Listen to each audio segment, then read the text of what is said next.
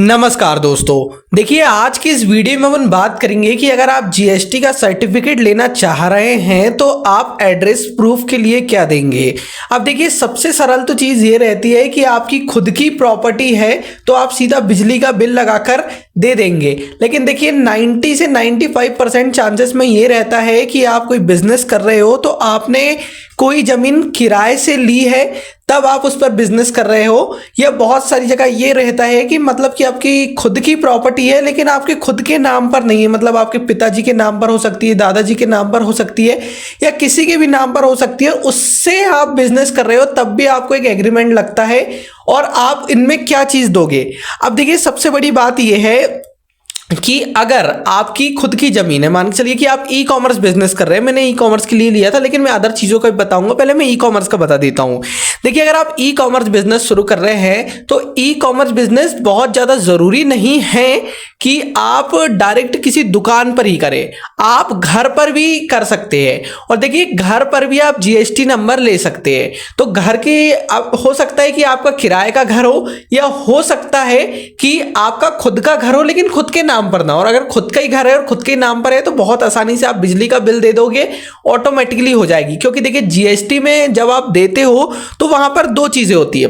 दो चीजें से मतलब है कि आपका बिजली का बिल और आपका नाम को मैच करके देखती है। अगर वो मैच हो जाता है तो कहने का मतलब है वो आगे उसको प्रोसेस कर देते हैं। लेकिन देखिए मान के चलिए कि आपके पापा जी के नाम पर घर है और आपने खुद के नाम पर जीएसटी ली है, जैसे कि मेरे पापा के नाम पर घर है मेरा और मैंने ली है जीएसटी, तो यहाँ पर आपको एक कंसेंटमेंट लेटर लिखना पड़ेगा, या एनओसी भी बोला जाता है उसको, कि पापा ये कह रहे हैं कि आखिरकार आपको एक एग्रीमेंट बनाना है। तो उस एग्रीमेंट में ये लिखना है कि मेरे पिताजी को मेरा बच्चा यहाँ पर बिजनेस करना चाह रहा है तो उससे कोई आपत्ति नहीं है, मतलब बिजनेस के लिए मैं एड्रेस प्रूफ देने के लिए तैयार हूँ, मुझे कोई आपत्ति नहीं है। इसी के लिए एक आपको बनाना पड़ेगा। वो कैसे बनाना है मैंने इसके ऊपर एकदम डिटेल वीडियो बना के रखी है, लिंक आपको डिस्क्रिप्शन में मिल जाएगी, वहां से जाकर आप देख लीजिए। तो उसमें नॉर्मल सा आपको वो बनवाना है और वो बनवाने के बाद आपको जब वो आप सबमिट करेंगे तो वहां पर दे दीजिएगा। और जीएसटी में जब वेरिफिकेशन होगा तब भी वो चीज़ ये देखी जाएगी एड्रेस प्रूफ के लिए, तो वो मिसमैच जो हो रहा था वो अब मिसमैच नहीं होगा, अब आपका प्रोसेस हो जाएगा। और अगर देखिए आप खुद के घर में नहीं रहते हैं, मान के चलिए कि आप कोई किराए से घर में रहते हैं, तो भी वहां पर आप जिनका घर है, कहने का मतलब है जिनका घर है, उनसे आप ये लिखवा सकते हो कि आखिरकार कि हम आपके घर में बिजनेस करना चाह रहे हैं, उसके लिए हम ये लेना चाह रहे हैं और किराए का ही घर है, तब भी आप कंसेंटमेंट लेटर में लिख सकते हो कि प्रॉपर्टी जो जिसकी है वो ये दे सकता है। या फिर अगर वो ऐसा नहीं होता है तो आपको रजिस्टर्ड रेंट एग्रीमेंट देना पड़ेगा। ये एक बार देखिए अगर वहां से हो जाता है तो बहुत अच्छी बात है। अगर ये नहीं होता है, मान के चलिए किराएदार और आपके बीच में अगर आपने सब संबंध बनाकर भी ये दे दिया और वो नहीं हो रहा है, तो फिर आपको रजिस्टर्ड रेंट एग्रीमेंट बनाना पड़ेगा।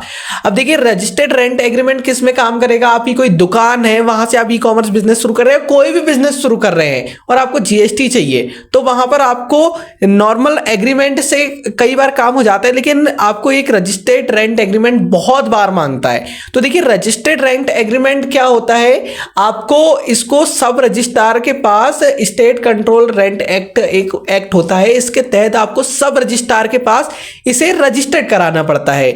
अब देखिए सब रजिस्ट्रार के पास आप जब रजिस्टर्ड कराते हो तो एक स्टैंप ड्यूटी लगती है, एनुअल जितनी आपकी मतलब कि महीने का जितना रेंट है उसका जितने महीने का एग्रीमेंट है उतना पूरे अमाउंट का परसेंटेज वाइज लगता है, अलग अलग स्टेट में अलग अलग होता है। आपको अगर ये भी देखना है कि किस स्टेट में कितना होता है तो मैंने उसके लिए भी एक डिटेल वीडियो बनाकर रखी है, आप लिंक डिस्क्रिप्शन में है, वहां पर जाकर देख लीजिए। उस हिसाब से आपकी परसेंटेज जैसे किसी स्टेट में 5% है, किसी में 7% है, तो पूरे टोटल अमाउंट का उतना परसेंट जाता है, जमा होता है, और 1% टोटल अमाउंट का रजिस्ट्रेशन फीस लगती है। इतना करने के बाद आपको लगता है मिलता है रेंट एग्रीमेंट। और रेंट एग्रीमेंट वो प्रूफ माना जाता है अगर आप बिजली का बिल दे रहे हो घर का पते के लिए और उस चीज के लिए अलग, तो आपका आगे बढ़ता है प्रोसेस। तो अब सीधी सी बात ये है, पूरी वीडियो को बनाने का मकसद ये है कि अगर आपकी खुद की प्रॉपर्टी है तो आप डायरेक्ट बिजली का बिल दीजिए। आपके पिताजी की प्रॉपर्टी है और आप वहां से बिजनेस शुरू कर रहे हैं, चाहे वो घर हो कहीं पे हो, तो वहां आप एक एनओसी बनाइए, कंसेंटमेंट लेटर बनाइए और वो दे दीजिए। या फिर अगर आप रेंट से रह रहे हैं तो नॉर्मल नॉर्मल कॉपी दे सकते हैं। अगर वो नहीं काम करती तो आप एक रजिस्टर्ड रेंट एग्रीमेंट बनाइए और रजिस्टर्ड रेंट एग्रीमेंट दीजिए। तो ये दो चीज हो सकती है। अब आपका जिस चीज में ठीक बैठ रहा हो आप वो चीज कर सकते हैं। और वीडियो पसंद आएगा तो लाइक कर दीजिएगा। ऐसी ही सरल भाषा में हर चीज जानने के लिए हो सके तो सब्सक्राइब कर दीजिएगा, नहीं तो कोई बात नहीं। देखिए मैं जीएसटी से रिलेटेड, और क्योंकि मैंने जीएसटी नंबर लिया था, ई कॉमर्स बिजनेस से रिलेटेड और डिजिटल मार्केटिंग से रिलेटेड मैं बहुत सारा कंटेंट बनाता हूं, जिसमें कि मैं सारी चीज खुद करता हूं, समझता हूं, सारी चीज सीखता हूं और मेरे साथ प्रैक्टिकल करता हूं, फिर उसके बाद में ये चीजें समझाता हूं। तो वीडियो देखने के लिए धन्यवाद। चैनल पर बहुत सारी नई नई वीडियोस आपको मिल जाएगी और लिंक डिस्क्रिप्शन में है, मैंने जो जो चीजें बताया हूं। वीडियो देखने के लिए धन्यवाद।